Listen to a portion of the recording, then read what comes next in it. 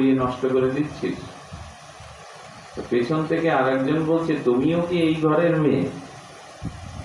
শাশুড়ি বৌমাকে বলছে যে তুই পরের ঘর থেকে এসে আমার ঘরই জ্বালিয়ে পুড়িয়ে দিচ্ছিস। জ্ঞানী ব্যক্তি বলছেন, তুমি ওকে গালি দিচ্ছ, তুমি এই বাড়ির মেয়ে তো, তুমিও তো অন্য বাড়ির মেয়ে।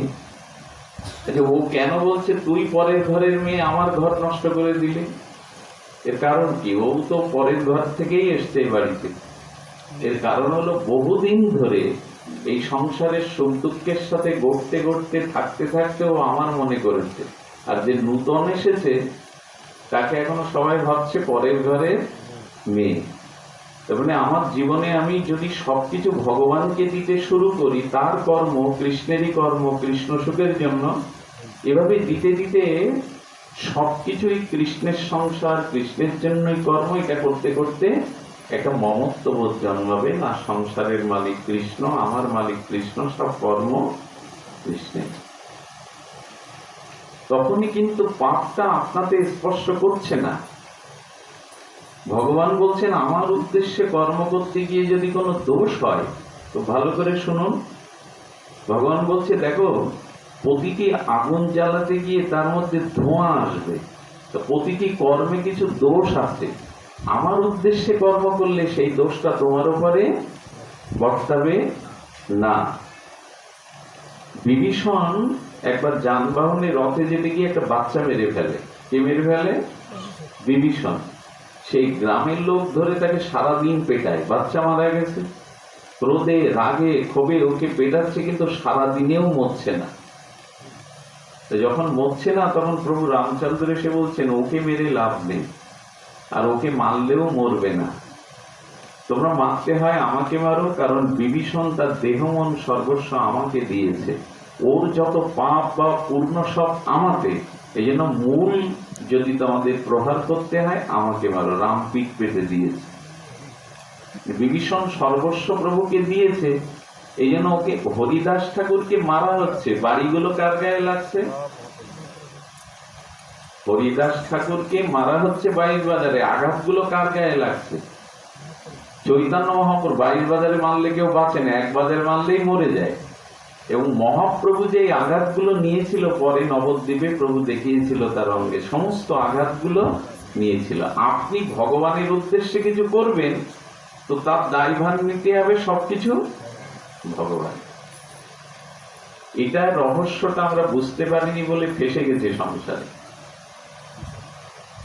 ভগবানের উদ্দেশ্যে কর্ম নিবেদন করলে সেই কর্মের ফল আপনাতে আসবে না। এই জন্য মহাপ্রভু সেই মহাবাণী, অনাচার ছেড়ে কৃষ্ণের সংসার করো। দেখুন, একটা মজার কথা হলো, অর্জুন সারথীর দায়িত্ব দিলেন কৃষ্ণকে, তাতে জয়ী হলো। আর যেদিন কৃষ্ণের পিতা বসুদেব দেবকী শ্বশুরালয়ে যাচ্ছিলেন, সেদিন রথের দায়িত্ব কে নিয়েছিল? কংস। এইখানেই বসুদেবের ভুল হয়ে গেল। ওখানে ভাগবত টিকাকারগণ বলছেন, যদি রথের দায়িত্ব, জীবনের দায়িত্ব দিতে হয়, তো সারথীকে কৃষ্ণ করো, কংসকে না। যেই কংসকে সারথীর দায়িত্ব দিল, শুরু হয়ে গেল সেই দৈববাণীর দ্বারা অস্ত্র বের করে দেবকীকে মারতে গেল। আসলে কংস মানে অভিমান, দম্ভ, আর কৃষ্ণ মানে ভগবান। জীবন চলার, জীবন পথের এই জীবনরূপ রথটার, দেহরূপ রথটার দায়িত্ব যদি দিতে হয়, তবে ভগবানের উপরে দাও, অভিমান বা দম্ভের উপরে, কংসের উপরে দিও না। সে রথ আর বেশিক্ষণ চলবে না। সেই রথের উপরেই কংস তলোয়ার বের করে দেবকীকে হত্যা করতে গেল। তাহলে আমাদের এই জীবন রথে, সংসার রথের দায়িত্বটা কংসের উপরে দেওয়া উচিত না ভগবানের উপর? ভগবানের প্রতি দাও। কংস মানে এখানে অভিমান বা দম্ভ। কারণ আমি করি এইটা দম্ভ, এটা আমার সংসার, এটা দম্ভ। এখন বলি, লক্ষ্য করুন, মত কর্মকৃত মানে ভগবান বলছে, দেখো, আমার উদ্দেশ্যে যদি অনাসক্ত হয়ে কর্ম করতে পারো, তাহলে সেই কর্মের দায়িত্ব আমাকে নিতে হবে। ছোট্ট একটা কথা বলি, ভাগবত পাঠে একজন বুড়িমা গেছে গ্রামের সহজ সরলা, লেখাপড়া না জানা, এটা খুব সত্য ঘটনা। তো বুড়িমা গিয়ে ভাগবত শুনছে যে, দেখো, যা কিছু কর্ম করো সব নারায়ণই সমর্পয়ত, নারায়ণে সমর্পণ করো, তাহলে সেই কর্মে তোমার কোনো পাপ হবে না, বন্ধন হবে না, তুমি মুক্ত হয়ে যাবে। ভাগবতে গেলে কোনো একটা কথা যেটা হৃদয়ে লাগে খুব ধরে নিয়ে যেতে হয়। আমরা তো এসে অর্ধেক মানুষ ঘুমায়, আর যা শুনি পরেক্ষণে মনেও থাকে না, কারণ মন প্রাণ থাকে না, তো শুনতে হয়, বসতে হয়, বসেছি কোন একটা জিনিস নিয়ে যেতে হয়। সাধু সঙ্গে এলে পরিবর্তন হতে হয়। প্রতিদিন রামচরিত মানুষের তুলসীদাস প্রতিদিন বলতেন, প্রভু রাম, হে শ্রীরাম, আমি তোমাকে পাবো কিনা জানি না, আর তোমাকে পাওয়ার মতো স্পর্ধাবান নেই, তুমি স্বয়ং ভগবান, কিন্তু আমি তোমাকে পাই আর না পাই, তোমাকে চাই আর না চাই, একটা জিনিস তোমার কাছে আমি প্রতিদিন চাই, সেটা তোমার কোনো প্রিয় ভক্ত সাধু সঙ্গ দাও। ভগবান পাওয়া অনেক বড় ব্যাপার, আর ভগবান পেয়েও আপনি কিছু করতে পারবেন না। এই জন্য আপনার ভক্তি জ্ঞান তখনই হবে যখন আপনি ভগবানের কোনো ভক্তের সঙ্গ পাবেন। এই জন্য প্রতিদিন ভক্তরা বলছেন যে প্রভু তোমাকে পাই আর না পাই, তোমার কোনো ভক্ত সাধুর সঙ্গ যেন পাই, পেলেই আমি বুঝতে পারবো আমার করণীয় কি। ভগবান পাওয়ার থেকে দুর্লভ সাধু পাওয়া, কিন্তু আমাদের সেই শ্রদ্ধা সাধুর প্রতি আর শ্রদ্ধা নেই বিধায় কাজ হয় না। কে আসলো, দুটো কথা বললো, ভালো লাগলো, মাথা নাড়লাম, ব্যাস। কিন্তু ভগবানের থেকে মূল্যায়ন করতে হবে তার ভক্তকে, তাহলে ভগবান আপনার দিকে তাকাবে না। এই জন্য ভক্তরা বলছেন প্রভু তোমাকে পায় আর না পায়, তোমার ভক্তকে যেন পায়। তো এখানে ঘটনা হচ্ছে, সেই বুড়িমা শুনে এসছে ভাগবতে, লেখাপড়া না জানা, যে যা কিছু তা ভগবানে অর্পণ করো। কি করেছে জানেন? সকালে উঠোন ঝাড় দিয়ে সেই ধুলো বালি আবর্জনা বলছেন নারায়ণায় অস্তু বলে সবকিছু ভগবানকে নিবেদন কর। সেই বিশ্বাসটাও ধরে এনে যেই ধুলো বালি কাকর ময়লা নারায়ণায় অস্তু, নারদ যাচ্ছিলেন এই পথে, সহ্য না করতে পেরে সে টাস করে চড় বসিয়ে দিয়েছে।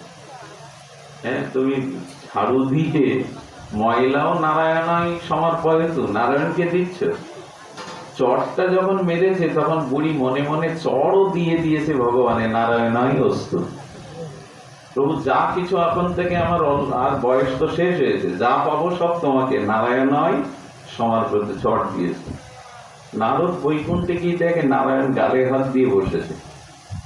বলে প্রভু আপনার গালে হাত দিয়ে বসা। বিষণ্ণ বদন বলল বড় ব্যথা। কেন ব্যথা? বলে আর চড় খেলাম জীবনে প্রথম। কে মারলো আপনাকে চড়? একটু আগে তো তুমি কষে মারলে।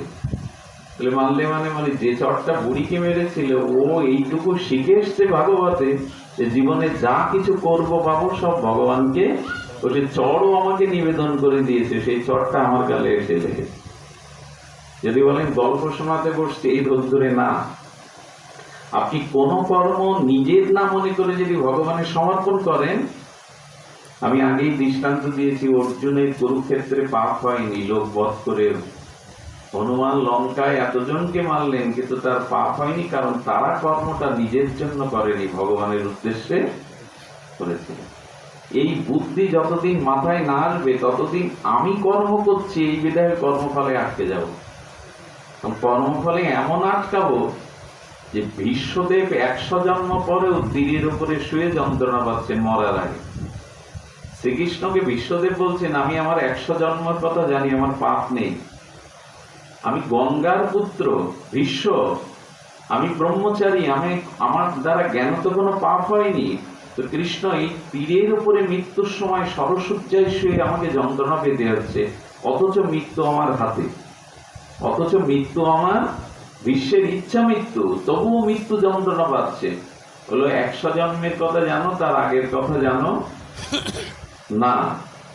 100 জন্ম পূর্বে একটি সরীসৃপ জাতীয় সাপ জাতীয় কোনো প্রাণীকে পায়ে জড়িয়ে গেলে তুমি লাথি মেরে ছুঁড়ে ফেলে দিয়েছে কাঁটা গাছের উপরে, 3 মাস ধরে সেই প্রাণীটা কাঁটায় বিদ্ধ হয়ে ধীরে ধীরে মারা যায়। তার তাপে 100 বছর পরে তোমাকে এই তীরের উপরে যন্ত্রণা ভোগ করতে হচ্ছে ভীষ্ম। আচ্ছা, গঙ্গায় স্নান করলে পাপ দূর হয়, আর ভীষ্ম জন্মালেন গঙ্গারই গর্ভে, ওর পাপ যায়নি, কর্মফল ক্ষয় হয়নি। মানুষ গঙ্গা স্নান করে পাপ ক্ষয়ের জন্য, আর ভীষ্ম গঙ্গার গর্ভেই জন্মেছে, তবু শত জন্মের পর তীরের উপরে তাকে যন্ত্রণা ভোগ করতে হচ্ছে। এই জন্য আমরা যা করছি তার হিসাব কড়াই গন্ডায় দিয়ে যেতে হবে যদি নিজের জন্য কর্ম করে।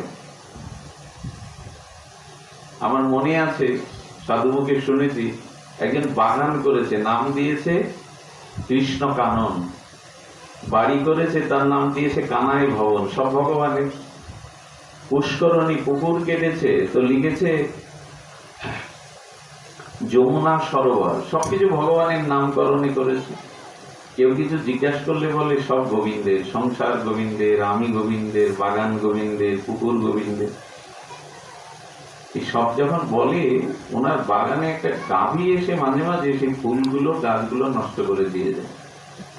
একদিন ওই গাভীটার খেতে দেখে, নষ্ট করা দেখে বাঘ দিয়ে মারতে গিয়ে এমন জায়গায় আঘাত লেগেছে গাভীটা, যে গো হত্যা তো ব্রহ্ম হত্যার সমান। তো গো হত্যা যখন, তখন কি করেছে, ওই যখন গো হত্যার সাথে সাথে ওর মাথা যন্ত্রণা শুরু হয়েছে, বুকে যন্ত্রণা শুরু হয়েছে, তখন খুব দৃঢ় করে বলছেন যে বাগান গোবিন্দের, আমি গোবিন্দের, সংসার গোবিন্দের, আর আমিও তো গোবিন্দের, তাহলে মেরেছেও গোবিন্দ। যেই সপে দিয়েছে যন্ত্রণাটা ওর বুক থেকে, মাথা থেকে নারায়ণের মাথায় শুরু হয়েছে, যন্ত্রণা শুরু হয়েছে। নারদ গিয়ে জিজ্ঞাসা করলে বলছেন, প্রভু তোমার যন্ত্রণার ওষুধ আমি দিচ্ছি, একটু দাঁড়াও, যন্ত্রণা নেমে যাবে। নারদ এক ব্রাহ্মণের রূপ ধরে আর অতিথির রূপ ধরে ওই বাগানে ঢুকেছে। ঢুকে ওনাকে নমস্কার দিয়ে বলছেন, বাবা, এই যে সুন্দর পুষ্করণী, সুন্দর গৃহ, সুন্দর ফুলের বাগান, আপনার বাবা নিশ্চয় খুব গুণী লোক ছিলেন। আপনার বাবা আপনার জন্য এত সুন্দর করে সব সাজিয়ে গেছেন, বাগান, পুকুর। হঠাৎ তখন বলছে, এগুলো বাবা করেনি, এগুলো আমার দ্বারাই হয়েছে, বাবা এগুলো কিছু করে যায়নি। নারদ তো বোঝেন, ওর কাছ থেকে স্বীকার করে নিচ্ছে যে তুমি গো হত্যা করে গোবিন্দকে সঁপে দিয়েছো, বাড়ি গোবিন্দের, আমি গোবিন্দের, মেরেছেও গোবিন্দের। নারদ গিয়ে শুরু করেছে, এই বাড়িটা তোমার বাবা নিশ্চয় করে গেছে, বাবা খুব বুদ্ধিমান ছিলেন, জ্ঞানী ছিলেন। বলে এটা বাবা করেনি তো, আমি করেছি। বাগানের দিকে তাকিয়ে বলছেন, আপনার বাবা খুব রুচিশীল ব্যক্তি ছিলেন, নাহলে ফুলের বাগান কেউ বাড়িতে করে? বলে আপনার বারবার ভুল হচ্ছে, বলছি তো বাবা করেনি, এটা বাগানটা আমার হাতেই করা। পুকুরে গিয়ে বলছেন, মানুষ একজন পুকুর কাটে আর 100 বছর অন্যরা সেবা পায়, আপনার বাবা নিশ্চয়ই খুব পরহিতকারী ব্যক্তি ছিলেন। বলে বারবার বারবার বলছেন বাবার কথা, আরে বাবা করেনি, আমি করেছি, আমি করেছি, আমি করেছি, বারবার তো বলছে আপনার। বলে তাহলে গরু মেরেছো তুমি, সব যদি তোমার হয়, মাঠটাও তো তুমি মেরেছো। যন্ত্রণার সঙ্গে সঙ্গে আবার গোবিন্দ থেকে এর কাছে চলে এসছে। এর অর্থ কি? এর অর্থ, কর্ম যখন ভগবানের উদ্দেশ্যে করবেন, মত কর্মও কিন্তু গোবিন্দ বলছে, তখন দায়ভার আপনার নয়। এই জন্য শাস্ত্র কি বলেছে, অনাসক্তস্য বিষয়ান যথা অমুর্জুঞ্জত। জুঞ্জত মানে ভোগ যদি কিছু করো, তাহলে এটা কি করবে, শ্রীকৃষ্ণের সম্বন্ধ যুক্ত ছাড়া কোনো কিছু তুমি নিজের বলে ভোগ করবে না।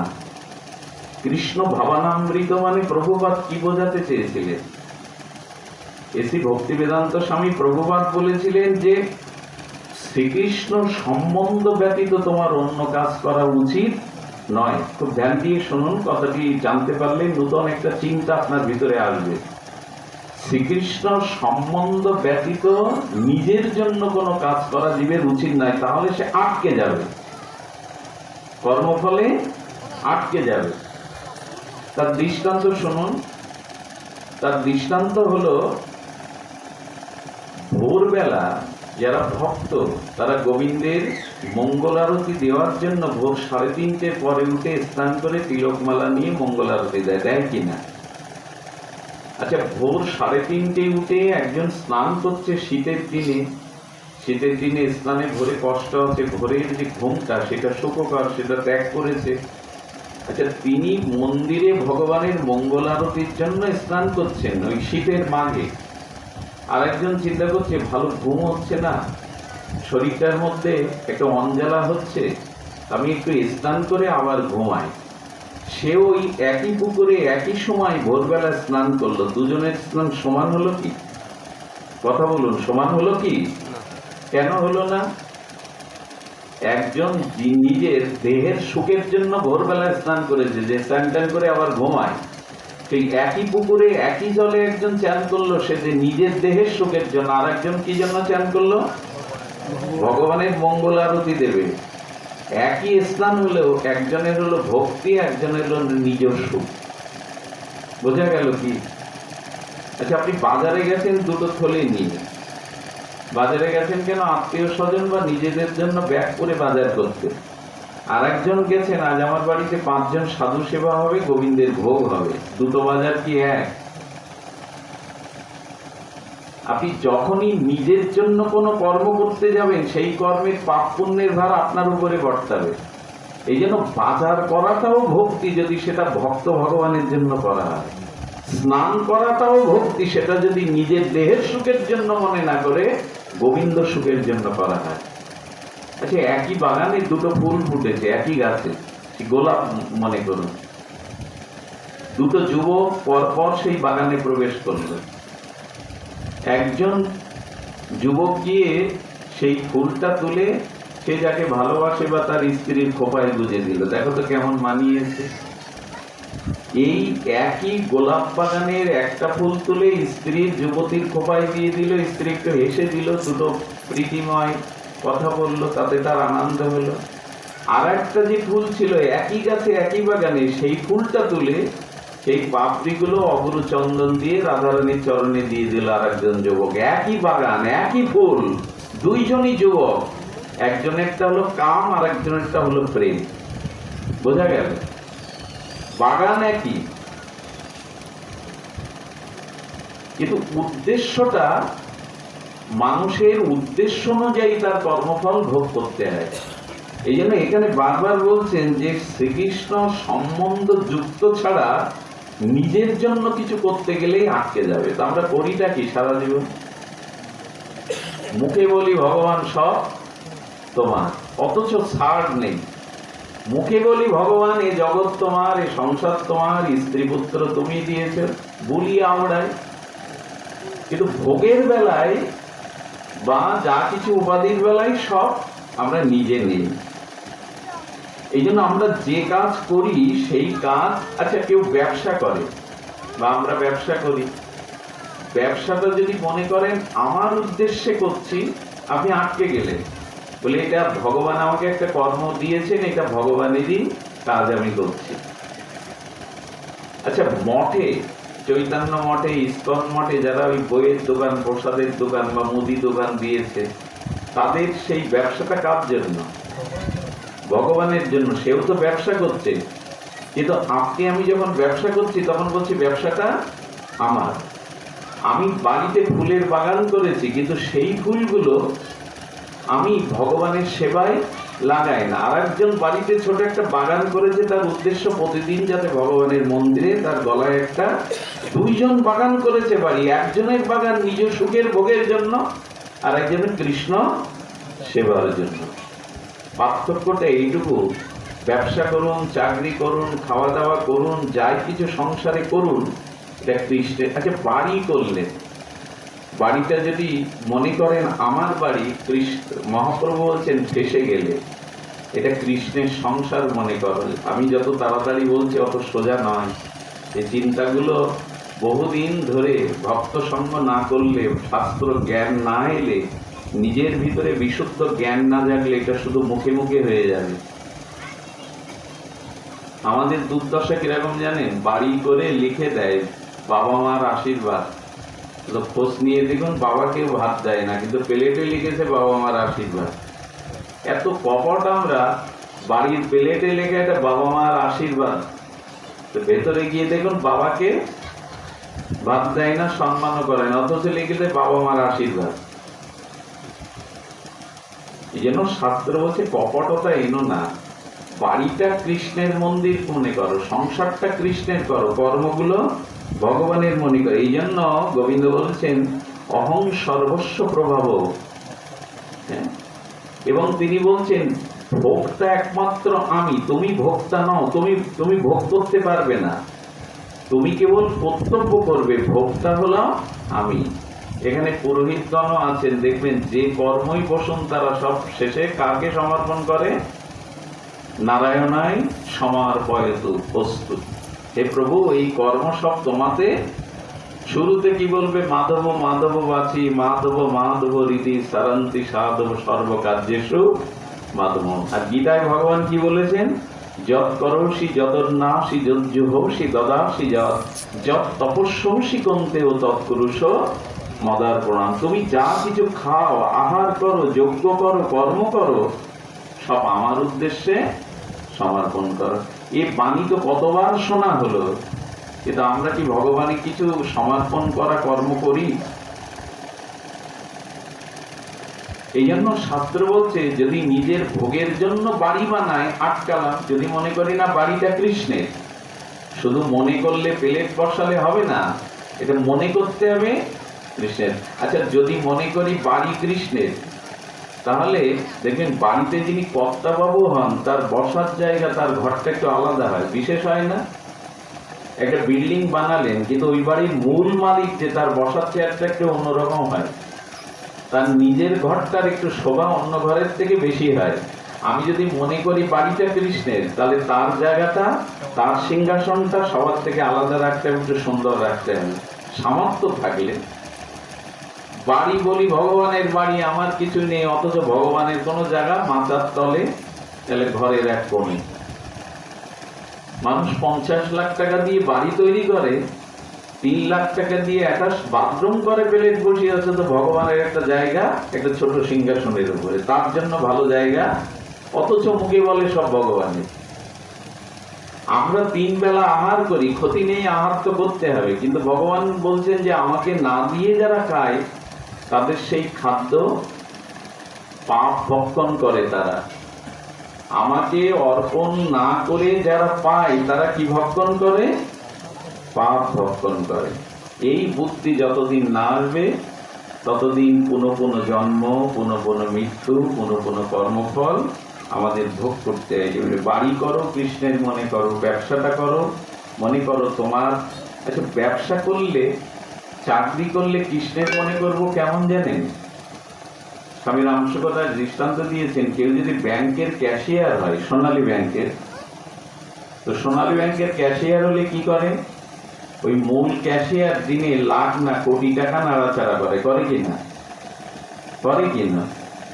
কোটি টাকা নাড়াচাড়া করে, অথচ তার যদি কিছু টাকার প্রয়োজন হয়, ওই টাকা থেকে সে নিতে পারবে তো? না বলিবে, টাকা তো তার হাতেই, টাকা তো সে গণাগণি করছে, অথচ ক্যাশিয়ার সেই টাকা নিলেই সে আটকে যাবে, নিলেই সে ফেসে যাবে, অথচ সে খালি হাতে যায় অফিসে, আবার খালি হাতেই বাড়ি আসে। অতগুলো টাকা পয়সা নাড়াচাড়া করে, কিন্তু মনে করে এগুলো সব আমানত, এগুলো একটাও আমার না। গোবিন্দ বলছেন কি, চাকরি বাকরি সংসার তোমাকে ওইরকম ক্যাশিয়ারের মতো মনে করতে হবে, সব তোমার হাতে, অথচ মনে করতে হবে এগুলি আমার। ও কি বাড়ি নিয়ে আসে টাকা? ও থেকে 10-20 হাজার নিয়ে নেয়? নিয়ে কখনো নেয় না। কিন্তু একটা জিনিস দেখুন, ও নিঃস্বার্থ ভাবে ওই টাকা নাড়াচাড়া করে ক্যাশিয়ার, মাসে কিন্তু সরকার ওকে একটা বেতন দেয়। ভগবান বলছেন, কেউ যদি আমার উদ্দেশ্যে কর্ম করতে পারে, তবে তার ভার আমি নিজে নিয়ে নেব। আচ্ছা, আপনাদের একটা প্রশ্ন আসতে পারে, যদি সব কৃষ্ণের হয় আমার চলবে কি করে?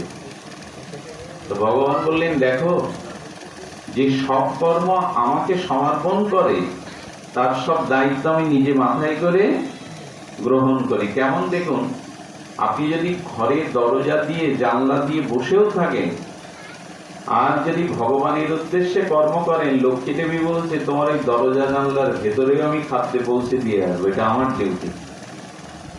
কথাটা বোঝা গেল না? একটা নারকেল গাছ কত উঁচুতে হয়?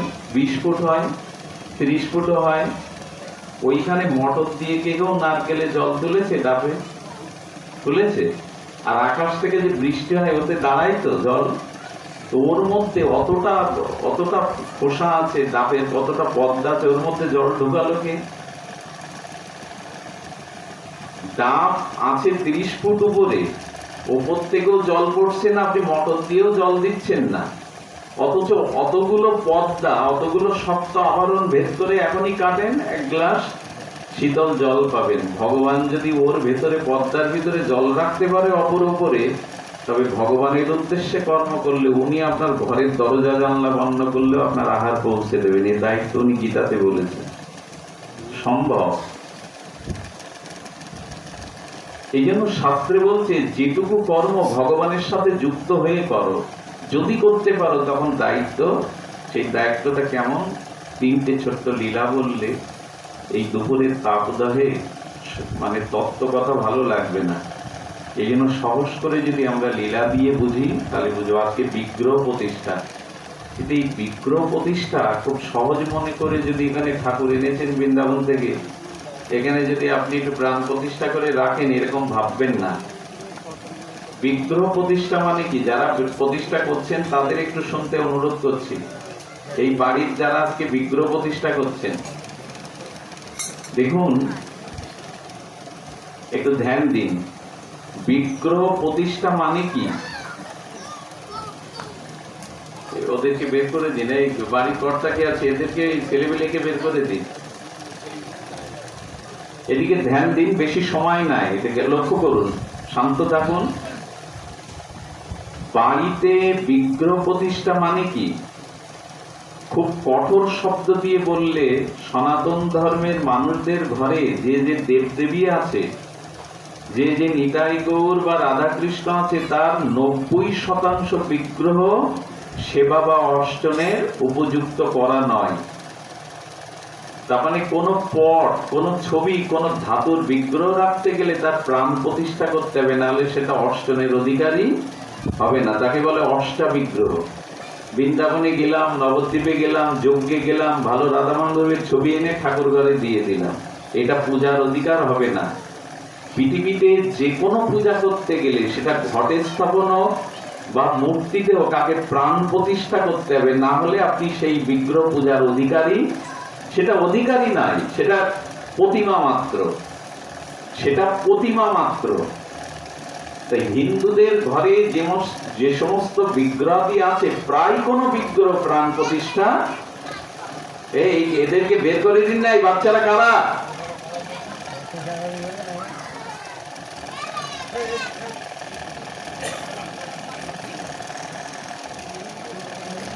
শাস্ত্র বলছেন যে প্রাণ প্রতিষ্ঠা উপযুক্ত সৎ ব্রাহ্মণ, মন্ত্রজ্ঞ, বেদজ্ঞ ব্রাহ্মণ, বৈষ্ণব ছাড়া, এই আচার্য ব্যতীত যদি এই বিগ্রহের প্রাণ প্রতিষ্ঠা না করা হয়, এটা অষ্টা বিগ্রহ হবে না। খোঁজ নিয়ে দেখুন, ঘরে, আমাদের ঘরে যেসব আছে, একটাও প্রাণ প্রতিষ্ঠা করা, 95% প্রাণ প্রতিষ্ঠা করা না। এই জন্য ওই ফুল জলই দিয়ে গেল সারা জীবন, চিনি মিশ্রি দিয়ে গেল। আর তাতে কি বুদ্ধি এলো জানেন? বুদ্ধি এলো, আমার বেলায় ফ্যান লাগবে, ঠাকুর ঘরে ওনার গরম লাগে না, উনি তো ছবি। প্রাণ প্রতিষ্ঠা করেননি, আর তাকে সচ্চিদানন্দ চিন্ময় মনে করেননি বিদায় তার ওখানে কোনো ফ্যান রাখেননি, কারণ ওনার গরম লাগে না। এই হলো আমাদের ভগবানের প্রতি, তার বিগ্রহের প্রতি আস্থা। আচ্ছা, গরমকালে এই বর্তমান সময় আগে যা জল পেতেন শীতকালের থেকে, এখন জল বেশি পান কিনা আপনারা? কি করে জানেন? যাদের ঘরে প্রকৃত বিগ্রহ সেবা হয়, তারা এখন 8-10 বার জল সেবা দেয় ভগবানকে। নিজের তৃষ্ণা লাগলেই মনে করে ভগবানেরও তৃষ্ণা লাগছে, তুলসী পাতা দিয়ে শুদ্ধ জল দিয়ে আসে 8-10 বার। ওনারও জলটা বেশি লাগবে, এখন তাপ লাগছে। ঠাকুর ঘরে যেসব বিগ্রহ আছে, মানুষে হোক বা বাস্তবে হোক, শয়নে দিতে হয়। প্রতিটা মানুষ ঘুমায়, মেঝেতে হোক, খাটে হোক, ভগবানকে শয়নে দেন।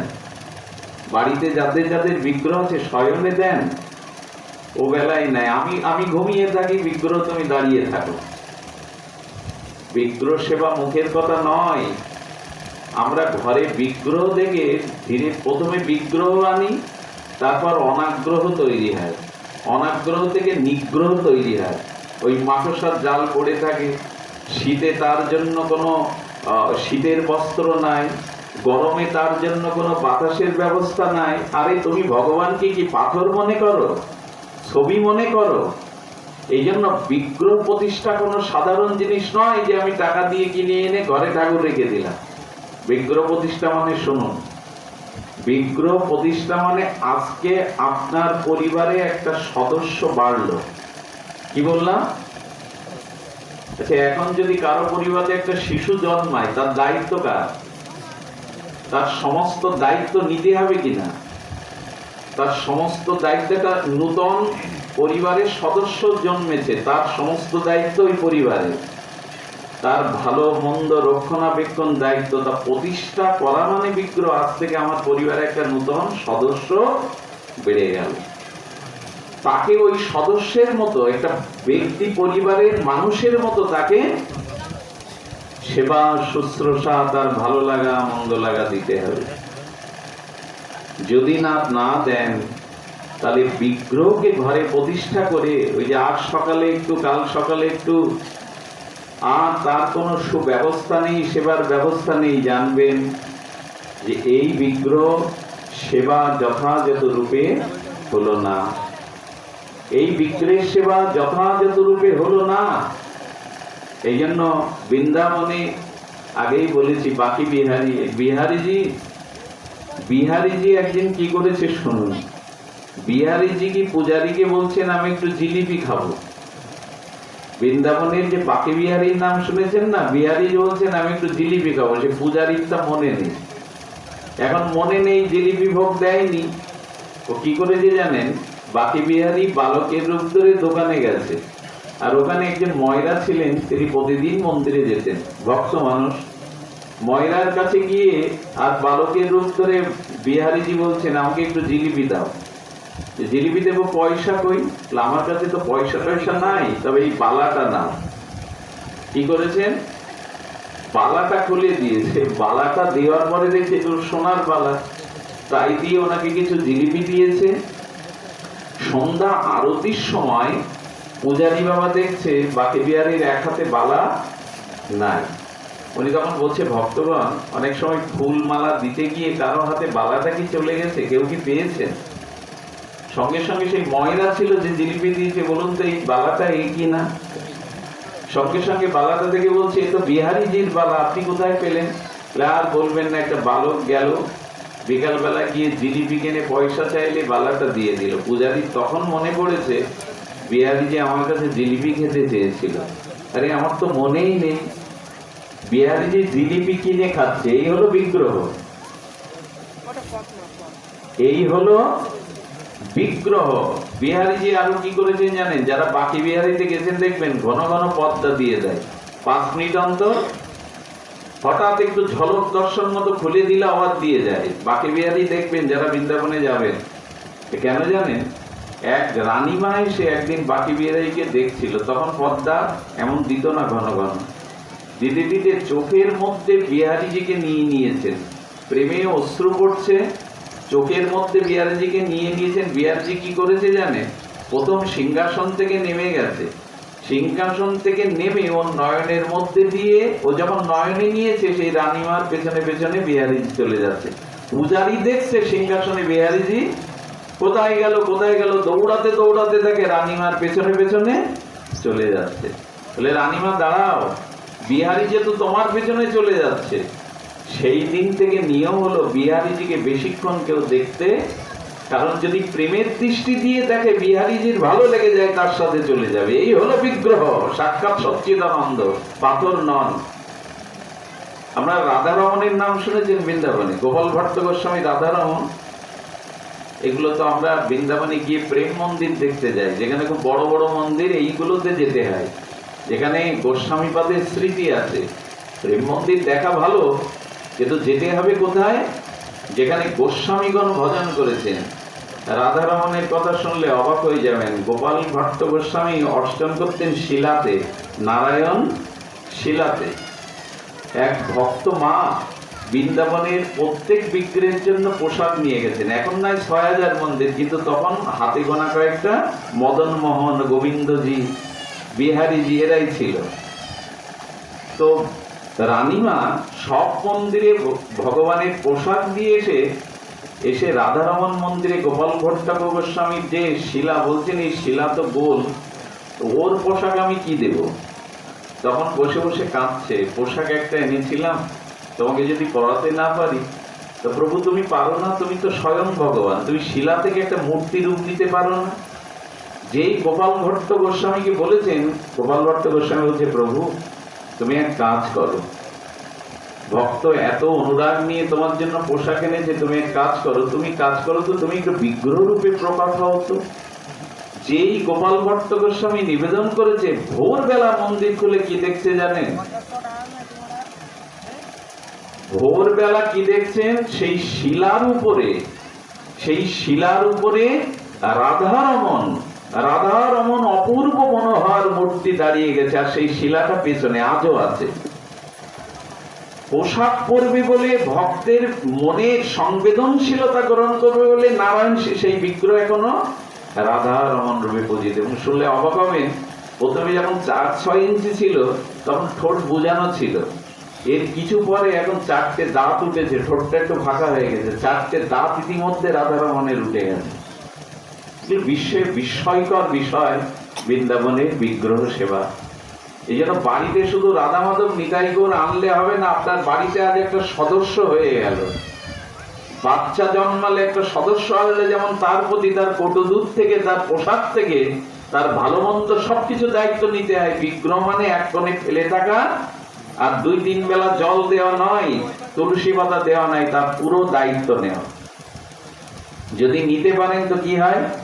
সেই বহু আলোচিত ঘটনা, উত্তরপ্রদেশে একজন শেঠ ছিলেন, সেই শেঠের কোনো ওয়ারিশ ছিল না, সন্তানাদি ছিল না। তো শেঠ কোটি কোটি টাকার মালিক, ভূ সম্পত্তিও বেশি। তার বন্ধুরা যেমন আড্ডা দিতে আসতো, শেঠকে বলছো এত টাকা পয়সা সম্পত্তি কাকে দিয়ে যাবে? বললো বিধাতা কাউকে দেয়নি, স্ত্রীও মারা গেল, আর সন্তানও আমার হবে না, এটা জেনেছি আমি, কাকে আর দিয়ে যাব? এরকম হতাশায় ভুগতেন। একদিন ভাগবত পাঠে গিয়ে বসেছেন, পাঠক বলছেন ভগবানের সাথে যে যেরূপ সম্বন্ধ করে ভগবান তাকে সেই রূপ ভাবে কৃপা করেন। এই যেই শুনেছে ভগবানের সাথে সন্তানের সম্বন্ধ করা যায়, গোপাল বিগ্রহ কিনে ওই বাবাজির কাছ থেকে প্রাণ প্রতিষ্ঠা করে ঘরে সিংহাসনে রেখে পূজা আরতি শুরু করেছে, চকলেট দিতে শুরু করেছে। আর যখন অফিসে যায় বলে যায় গোপাল যাচ্ছি রে। তারপরে যদি কোনো বন্ধু বান্ধব জিজ্ঞাসা করতো, তোমার ওয়ারেশকে দেখিয়ে দিত গোপালকে আমার ছেলে, এবং আমি জমি জমা ওর নামে উইল করে দিয়েছি। কি মনে করতো জানেন বন্ধুরা? উইল তো গোপালের নামে করলে, কিন্তু মুখে আগ্নি দেবে তো গোপাল, তোমার শ্যামত দড়ি নেবে তো, শ্রাদ্ধ শান্তি করবে তো। কিন্তু এই কথা বাইরে ওরা বলতো না। শেঠ তো, সত্য ঘটনা শুনুন, মাত্র 80 বছর আগের ঘটনা।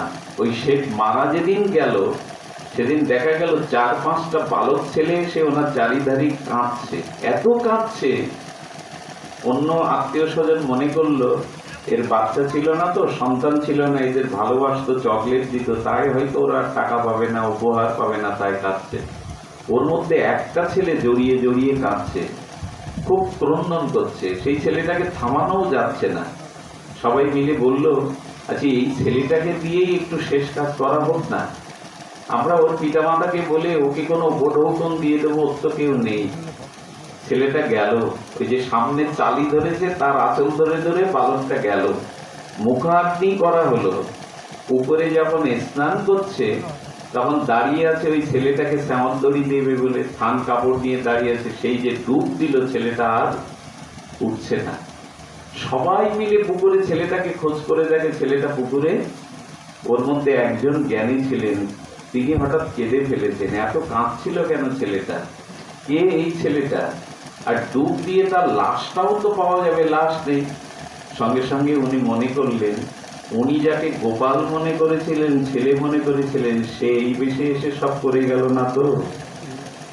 সঙ্গে সঙ্গে সকলে পুকুর ঘাট থেকে ওনার বাড়ি গেছে, এই যে গোপাল বিগ্রহ। গিয়ে কি দেখলো জানেন? পুরো গাটা পুকুরের জলে ভেজা, চোখ দিয়ে বিন্দু বিন্দু বিগ্রহের জল পড়ছে। ও জানিয়ে দিল যে আমাকে পুত্র রূপে ভালোবেসে বাড়ি এনেছিল, আমি তার শেষ কাজটা আমি করলাম। তো গল্প নয়, ভগবানকে যদি আপনি ঠিক ঠিক সম্বন্ধ করে ভালোবাসতে পারেন, উনি সাড়া দেবে। আমাদের এই বর্ষনায় যেখানে রাধারানী আবির্ভূতা হয়েছিলেন, বর্ষনার ওরকম একজন শিল্পপতি শেঠ ছিলেন। শেঠ মানে বোঝেন তো, যারা শিল্পপতি বা বহু ধন সম্পদের মালিক তাদের শেঠ বলা হয় ওই দেশে। ওনার তিনটে ছেলে, কিন্তু কোনো মেয়ে নাই। আর একটা কথা বলি, যাদের ঘরে মেয়ে নাই তাদের জীবন অনেকটাই নিরানন্দময়। আমাদের দেশে এই পুরুষ শাসিত সমাজে মেয়েদেরকে অনেকটা অবহেলার দৃষ্টিতে দেখা হয়, কিন্তু আমি আপনাদের লিখে দিতে পারি শাস্ত্র থেকে, 10টা ছেলে পিতামাতাকে যতটা ভালো না বাসে, একটা মেয়ে বাবা মাকে তার থেকে বেশি ভালোবাসে। আমি ছোট্ট একটা দৃষ্টান্ত দিই আপনাদের। বিয়ের সময় দেখবেন মেয়েদের কোনো সম্পত্তি না নিয়ে যখন তারা শ্বশুর বাড়ি যায়, ওই চোখের জলের মধ্যেও বাবা মার আশীর্বাদ নিয়ে যায়, একবারও সম্পত্তির দাবি করে না। কিন্তু ছেলেরা বাবা মার নামে কেসও করে দেয় সম্পত্তি পাওয়ার জন্য। মনে মনে প্রার্থনা করে, ভুগছে, মরে গেলেই তো সম্পত্তিটা আমি পাবো। একটা জিনিস লক্ষ্য করবেন, আমার একটা মেয়ে আছে, আমি শুনেছি ওর মার মুখে, আমি বাড়ি ফিরতে ওই 2-3টে বেজে যায়, অনেক সময় ঘুম থেকে উঠে জিজ্ঞাসা করে, মা বাবা বাড়ি ফিরেছে? কিন্তু কোনোদিন শোনেনি যে ছেলে জিজ্ঞাসা করেছে বাবা বাড়ি এসছে কিনা, কোনো প্রয়োজন ছাড়া। আচ্ছা, আপনার জীবনে 10 গ্লাস জল দিয়েছে 10 দিন, তার মধ্যে 9 দিন মেয়েটা দিয়েছে, ছেলেটা হয়তো 1 দিন দিয়েছে বলার পরে। সেবা মেয়েরাই বোঝে, বাবা মার দরদটা মেয়েরাই বোঝে। অযত্ন করবেন না। যাদের ঘরে মেয়ে আছে উপযুক্ত শিক্ষা দীক্ষা দিয়ে বড় করুন। বর্তমান কলিযুগে পুত্ররা পিতামাতাকে খুব বেশি দেখে না, আর এটা এই যুগেরই নিয়ম। এই যে কন্যাকে অবহেলা করবেন না। ওনার একটা ব্যথা ছিল, আমার তো মেয়ে নাই। তো উনি দুঃখ করতেন, বর্ষনার মন্দিরে গেছেন, রাধারানীর মন্দিরে। এক বাবাজি বলছে, কি গো তুমি এখানে এসে মুখ আধার করে থাকো কেন? বলে, আমার একটা যদি মেয়ে থাকতো। বাবাজি সাধু বাবাকে বলছেন আমার মেয়ে নেই। বলে, দূর পাগল, রাধারানীর গ্রামে জন্মেছে তুমি, বর্ষনায় জন্মেছো, রাধারানী তো তোমার মেয়ে, তোমার আবার মেয়ে কি হবে? বলেন, এই কথা তো এতদিন ভাবিনি। সঙ্গে সঙ্গে রাধারানীর একটা পট বের করে দিলেন, সুন্দর কিশোরীর একটা পট। বলেন, আজ থেকে একে মেয়ে রূপে ঘরে প্রতিষ্ঠা করো। উনি সিংহাসন গড়ালেন, রাধারানীকে রাখলেন, আর দুবেলা আরতি দেয়, ভোগ দেয়, রাধারানীর জন্মদিন পালন করে ঠিক মেয়ের মতো। যাওয়ার সময় বলে, লাডলি আমি যাচ্ছি রে। আসার সময় এসে আগে মুখ দেখে। 1 বছর চলল এই মেয়ে। শুনুন সেই অভূতপূর্ব ঘটনা।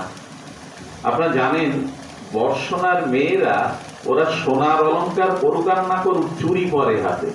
বৃন্দাবনের মায়েরা, ওরা অলংকার পরুক আর না করুক, চুরি ওদের হাতে পড়তে দিতেই হবে। তো ওনার যে 3 পুত্র, সেটে তাদের বিয়ে হয়েছে, 3 বৌমা প্রতি মাসে চুরি পরে। কার কাছ থেকে পরে? এক ফেরিয়ালার কাছে বলা আছে, সে প্রতি মাসে নতুন চুরি পরিয়ে যাবে। 3 বৌমা ফেরিয়ালার কাছে চুরি পড়ছে। চুরি পড়তে পড়তে পড়তে রাধারানীর মনে হয়েছে, বাবাও তো এই বাড়ির আমাকে মেয়ে করে এনেছে, আমারও তো স্বাদ হচ্ছে চুরি পড়তে। রাধারানী প্রকট হয়ে গেছে, আর ওদের দেশে সব ঘোমটা দেয়। ঘোমটা দিয়ে রাধারানী এসে বলছেন, আমাকে চুরি পড়াও। ওর হাতটা দেখে দেখছে যে পৃথিবীতে এরকম হাত কারো হতে পারে। সমস্ত ঘরটা আলোয় ভরে গেছে, একটা সুগন্ধে, অলৌকিক সুগন্ধে, চিন্ময় গন্ধে ভরে গেছে। বলে, কে তুমি মা? তোমার হাত দেখেই তো আমার চোখে জল আসছে, কে তুমি? বলে, আপনি আমাকে চেনেন না, আমি এই বাড়ির মেয়ে, এতদিন ছিলাম না। এটা সেদিনের ঘটনা। রাধারানী বলছেন, আমি এই বাড়ির মেয়ে, আমি ছিলাম না এতদিন। বলে, আমি তো শেঠের মুখে শুনিনি তার মেয়ে আছে, তো আমাকে চুরি পরাও। চুরি পরানোর করে বলছে, দামটা বাবার কাছ থেকে নিয়ে যেও। ফেরিয়ালা সন্ধ্যায় গিয়ে বলছেন, বাবু আপনার যে এমন সুন্দর একটা মেয়ে আছে, আপনি তো কখনো বলেননি। শেঠ হেসে বলছেন, মেয়ে কোথায় দেখলে তুমি? বললেন, আপনার বৌমা চুরি পরার পরে আপনার মেয়েও আমার হাতে চুরি পরে আপনার কাছ থেকে দাম নিতে বলেছে। বলে, তোমার কোনো ভুল হচ্ছে। শোনো, আমার কোনো আত্মীয় স্বজন আসতে পারে, তাহলে পাড়ার কোনো মেয়ে এসে পড়ে যেতে পারে, তো আমি দামটা এখন দেবো না, আমি আগে শুনি কে পড়েছে, কালকে দামটা নিও। চলে গেল। সেদিন তারা চুরি বেচারও মন ছিল না। ওই যে রাধারানীর হাতটা দেখেছে তো, হাতে চুরি পরিয়েছে, ওই জ্যোতিটা, ওই সৌন্দর্যটা হৃদয়ে ভক্তিতে ভরে আছে। বাড়ি যখন এসেছে, শেঠ রাধারানীকে আরতি দিয়ে খেয়ে ঘুমিয়েছে। কি বলবো আপনাদের, মধ্যরাত্রে রাধারানী প্রকাশ হয়ে গেছে। প্রকাশ হয়ে শিয়রের কাছে এসে শেঠকে বলছেন, আজও মেয়ে বলে আমাকে মেনে নিতে পারোনি না? তোমার ঘরে যে একটা মেয়ে আছে 1 বছর ধরে, আজও মেনে নিতে পারোনি? সে মেয়েরও যে চুরি পরার স্বাদ হতে পারে এটাও তোমার মনে ছিল না? যেই বলেছে উনি লাফিয়ে উঠেছেন, গাড়ির চাবি বের করে কিছু টাকা পকেটে নিয়ে ফেরিওয়ালার বাড়ি আছে, দরজায় নক করে ওনার চরণে প্রণত হয়ে বলছেন, বড় ভুল হয়ে গেছে, আমার মেয়ে ঘরে আছে, আমি ভুলে গিয়েছিলাম। টাকাটা বের করে দিয়ে বলছে, ধন্য তুমি, ধন্য তোমার জীবন। সেই দিন থেকে তিনি প্রতি মাসে বলতেন, তুমি আমার মেয়েকে চুরি দিয়ে যাবে। এই হলো ভগবানকে ঘরে রাখা, রাধারানীকে ঘরে রাখা। তাকে পাথর মনে করে, প্রতিমা মনে করে এরকম না, সে আমার পরিবারেরই একজন। বিগ্রহকে যদি কোনোদিন ধাতু মনে করেন, বিগ্রহকে যদি মর্তবুদ্ধি করেন, সে পাপ, সে অন্যায় আপনি সহ্য করতে পারবেন না। শুনুন সেই লোমহর্ষক ঘটনা, আপনাদের মনে আছে? অন্ধমনির পুত্র সিন্ধুকে দশরথ মেরে ফেলে, জানে না শব্দবিধি মানে? ওই দিন অন্ধমনি ধ্যানে বসেছিলেন, আমার জীবনে পাপ নেই, কিন্তু পুত্র শোক পেতে হলো কেন? আমার পুত্র শোক কেন পেতে হলো? আমি তো মুনি। উনি ধ্যানের দ্বারা কি দেখলেন জানেন? ধ্যানের দ্বারা দেখলেন যে গত জন্মে, এই জন্ম ওনার পাপ নেই, উনি ভগবানের বিগ্রহকে একদিন মত্ত বুদ্ধি করেছিলেন, পাথর বুদ্ধি করেছিলেন, বুঝি সেই পাপে আমার পুত্র শোক পেতে হলো। এই জন্য ঘরে ঠাকুর রাখা মানে সাধারণ ঘটনা নয়, আপনার পরিবারের একজন সদস্য বাবা, তার ভালো মন্দ, তার সুখ দুঃখ, তার সকল সেবা, এগুলি নিজের মনে করা। আর এই কলিযুগে ভগবানকে কি পাবেন? বিগ্রহী রূপে আমাদের ঘরে ভগবানকে আপনি রাখতে পারেন। যারা গোপাল সেবা দেন, যারা রাধা মাধবীর সেবা দেন, এটা সাক্ষাৎ সেবা হতে হবে। প্রতিমা নহ তুমি, সাক্ষাৎ ব্রজেন্দ্র নন্দন। মনে আছে? যদি দেখতে চান, আজও পুরীতে কি আছে?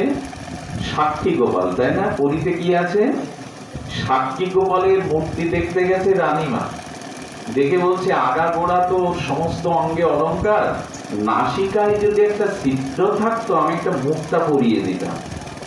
সাক্ষী গোপালকে দেখে রানীমার মনে হয়েছে, পুরীর রানীমার, যদি নাসিকায় একটা ছিদ্র থাকতো সাক্ষী গোপালের, আমি একটা মুক্তা ওখানে দিতাম। রাত্রে স্বপ্নেতে সাক্ষী গোপাল এসে বলছেন, রানীমা তুমি ভালো করে দেখোনি, আমার নাকে ছিদ্র আছে। বলছেন, মা যশোদা ছোটবেলায় আমার নাক ছিদ্র করে একটা মুক্তা পরিয়ে দিয়েছিল। আচ্ছা, এই বিগ্রহের দিয়েছিল যশোদা না কৃষ্ণের দিয়েছিল সাক্ষাৎ? কিন্তু বিগ্রহতে আর কৃষ্ণতে পার্থক্য নেই, এই দেখুন তার প্রমাণ। বলছেন, মা আমাকে নাসিকায় ছোটবেলায় ছিদ্র করে একটা মুক্তা পরাতো, সেই ছিদ্রটা এখনো আছে। রানীমা মধ্যরাত্রে স্বপ্নেতে ঠেলে উঠেছেন, স্নান করে রাজাকে বলছেন, সিন্ধুক খোলো, আমি একটা মুক্তা চাই। সেই মুক্তা নিয়ে পুরীর মন্দিরে রাজাকে নিয়ে গিয়ে পুরোহিতকে বলছেন, উঠুন স্নান করে আসুন। রানীর কথা অপেক্ষা করবে কে? আর পুরোহিত স্নান করে এসে বলছেন, রানীমা ভোরবেলা পড়াতে পারতেন, এখন মধ্যরাত্রে। বলেন, সময় অনেক চলে গেছে, বুঝতে পারিনি যে যশোদা ছিদ্র করেছে গোপালের নাকে, এখনো সেই বিগ্রহে দাগ আছে। উনি গিয়ে মুক্তাটা পরিয়ে দিলেন। আচ্ছা, মুক্তাটা খাটলো কি করে? বলে, ভগবানকে কেউ কিছু সেবা দেওয়ার যদি ইচ্ছা হয়, ভগবান তার মন অনুযায়ী সেবা তার কাছ থেকে নিয়ে নেন। রানীমা সেই মুক্তা পরালো সাক্ষী গোপালের নাসিকায়। এটা মিথ্যা সংবাদ নয়, এখনো সেই মুক্তা সাক্ষী গোপালের নাকে আছে। আরো শুনবে, বিগ্রহ যে কি? বিগ্রহ সাক্ষাৎ প্রতিমা নও তুমি, সাক্ষাৎ ব্রজেন্দ্র নন্দন। তুমি প্রতিমা নও, তুমি সাক্ষাৎ ব্রজেন্দ্র নন্দন। তাই ভগবানকে বিগ্রহ রূপে দেখতে হবে, সচ্চিদানন্দ রূপে হবে, পট ধাতু এই রূপে নয়।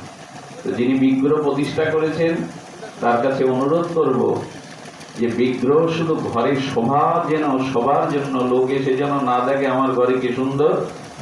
আর এই নিতাই গৌরীর পিসিমা, নিতাই গৌরীর পিসিমা একদিন নিতাই গৌর স্বপ্নেতে বলছেন, পিসিমা ছিল জমিদার বাড়ির মেয়ে, আর সেই বিধবা পিসিমা নিতাই গৌরের মন্দির দেখতে গিয়ে দেখে নিতাই গৌরের মুখ শুকনো, তার মানে সেখানে ভালো করে সেবা হয় না। রাত্রে নিতাই ডেকে ডেকে বলছেন, ও পিসিমা, পিসিমা আমাদের এখানে ভালো করে সেবা করা হয় না, তুমি আমাদের নিয়ে বৃন্দাবনে যাও না। উনি মনে করলেন যে মনে হয় স্বপ্ন দেখেছি। পরের দিন নিতাই এসে শাড়ির আঁচল ধরে টানছেন, পিসিমা বললাম না আমাদের ভালো সেবা হয় না, আমাদের বৃন্দাবনে নিয়ে যাও।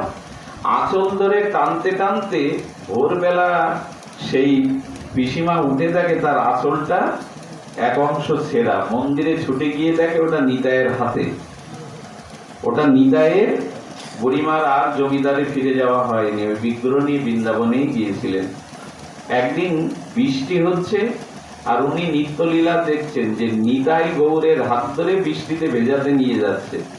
সঙ্গে সঙ্গে বুড়িমা পিসিমা বলছেন, এই নিতাই, গৌরকে ভিজাবি না, গৌরের শেলস্য লাগবে, ঠান্ডা লাগবে, নিয়ে যাস না।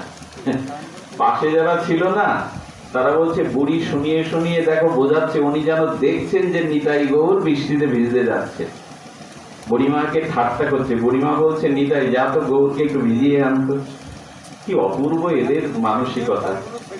কিছুক্ষণ গৌরকে ভিজিয়ে আনার পরে পিসিমা ওই লোকদের বলছে, এই দেখ, তোরা তো বিশ্বাস করছিস না, আঁচল দিয়ে গৌরের নাসিকায় ধরেছে বিগ্রহের, গৌর একটু শেলস্য ছেড়ে দিত।